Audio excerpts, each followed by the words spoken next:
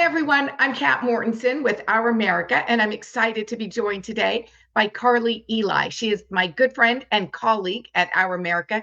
She is our America Georgia State Grassroots Director. Carli Eli, explain to me what happened earlier this week at the Latino Day at the Georgia State Capitol. It sounds like it was a tremendous success. Well, good afternoon, Catherine. And again, thank you for having me on. It's always a pleasure to reconnect with you. And thank you for today's interview. So yes, I would say, so this is our third annual event here in Georgia, a Latino event. This year, I decided to spearhead the initiative with Latino Day at the Capitol, in which I invited other key leaders that have their own organizations to partner up, because I really believe that, as leaders, we need to work as a team. We need to connect. We need to also partner with different organizations that share our similar values. That way we can all represent our different groups of people. So on Tuesday, we hosted our Latino Day at the Capitol. We invited all different types of guests, from pastors to legislators to speakers, influencers, and other non-Hispanic leaders as well, who are strong advocates. They are strong allies in the Latino community. And we wanted to present the theme of unity in the community.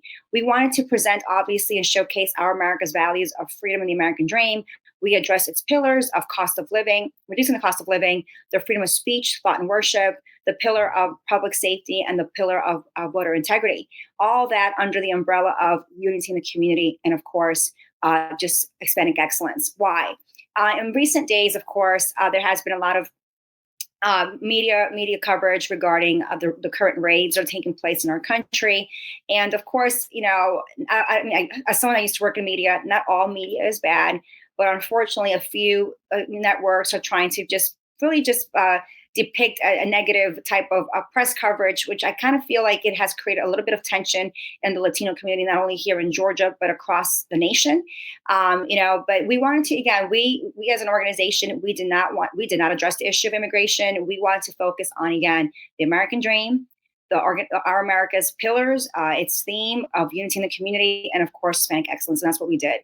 And we did a great job. We had some incredible leaders that took the podium. We wanted to share the podium with different distinct leaders across the board. And here in Georgia, some were Asian, some were African American, some were Latino and white. And this is just, again, to let everyone know that Georgia is together when we're strong. And you talk a lot about Hispanic excellence, Carli. What does that mean to you?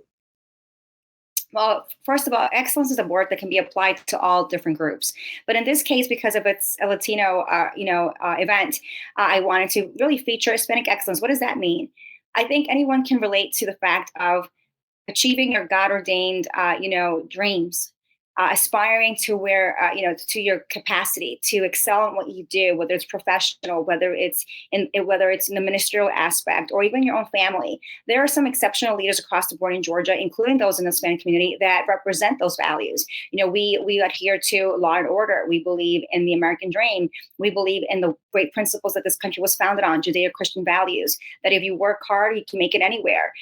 We believe also in freedom, respect, honor of those in authority. That's something that I was also emphasized in my message on Tuesday, because that's who we are as a people. Most Hispanics, we tend to have very strong values in God, family, and country. And also in those values, we also respect our elders. We respect those in authority. We are people that are law abiding.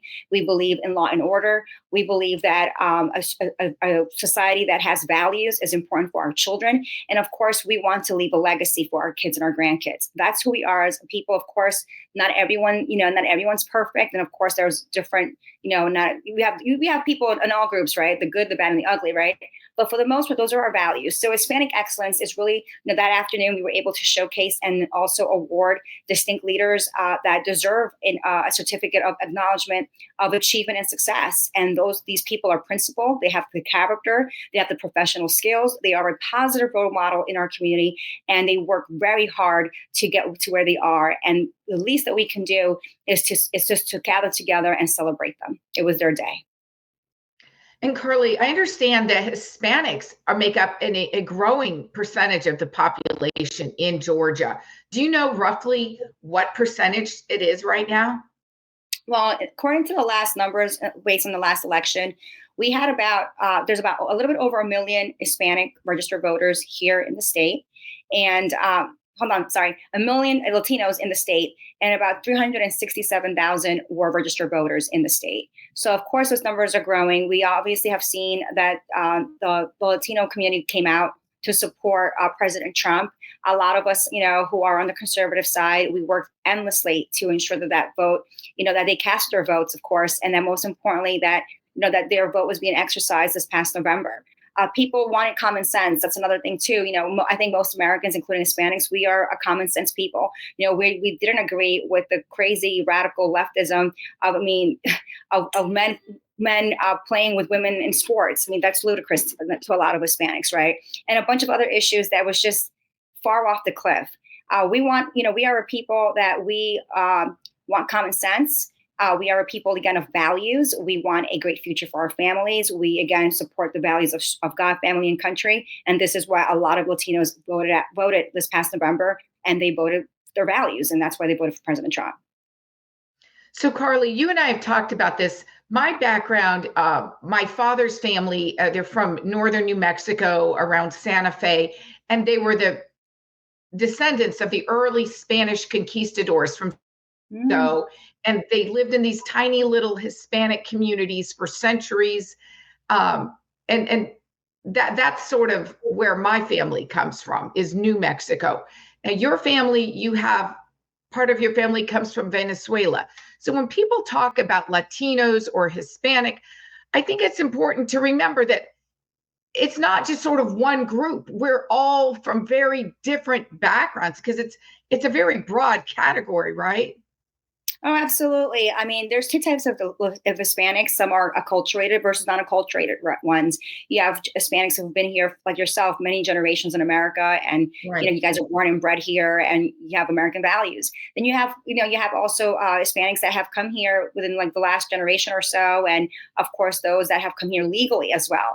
And with time, they have acclimated and they have adopted, our Judeo-Christian America First values. I think it's important to also emphasize is that whether I love traveling abroad. And one of the things that I always try to inculcate with other leaders and other folks is the following. Very simple. If you're going to someone's house, you have to be respectful of their home. You just can't open up their fridge and just serve yourself. You just can't, put your feet on the couch and it's like your own house. No, you have to be respectful of the home that you're visiting, whether it's your family member, your grandpa, your grandma, etc. There's rules. There's a code of conduct. And if you don't like it, then you know what? You can leave. The same concept should be applied when we are living in this country or if we're visiting a foreign country. I love to travel. I've been to Europe. I've been to South America. I've been to the Caribbean. Great countries. But I know that even though I'm an American and I have an American passport, I know that when I go to a foreign country, I am there as a foreigner. And there are rules and there's a conduct and there is a language and there's a whole bunch of other different things that I have to be conscious of. So be respectful of the country that I'm visiting, whether it's for a week or 2 weeks or a month, right? So the same thing should be applied here. This is America. We're not a perfect nation. We are a country of laws. So if you're a tourist, if you are a visitor, if you are a resident, or even as you a citizen, born or naturalized, there is a code of laws that need to be applied. Carli, to close it out, because what your sort of area of expertise is grassroots activism.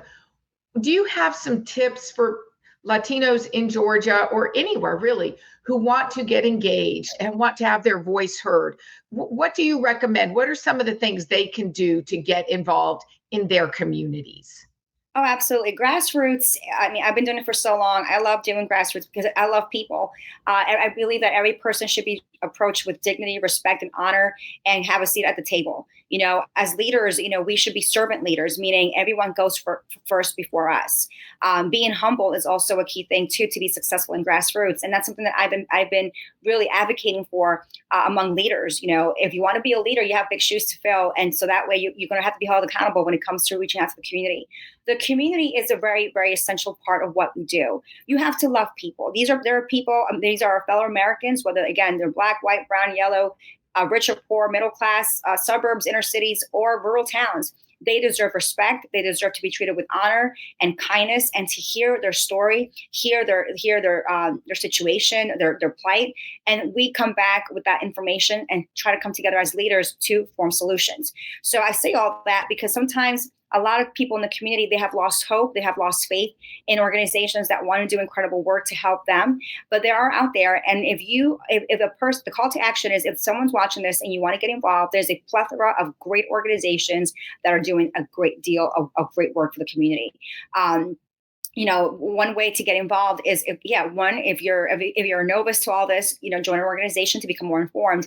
If you have a little bit of experience and you really want to, if you feel called to go into the political arena or the political space to run a race, that's a great way to get involved. I mean, I know I've met some incredible talent, who have a voice to articulate these strong points, strong issues, people who have the passion for the community, people that have the knowledge, the wisdom, the experience to be a force to be reckoned with on the ground. And I want to empower those that, listen, you don't need to be you don't have to have a PhD to be effective. If you are a person that has the right spirit to make a difference, and you're willing to work hard, you're willing to work with others as a team, you want to make a difference, be bold. Be bold when speaking truth. Be bold in addressing when things are not right, be a voice of justice, and just be the light in the midst of so much darkness, and when you speak truth also, people are not going to like you. So you have to get ready for that. But, principles and values is the core of what we as leaders do.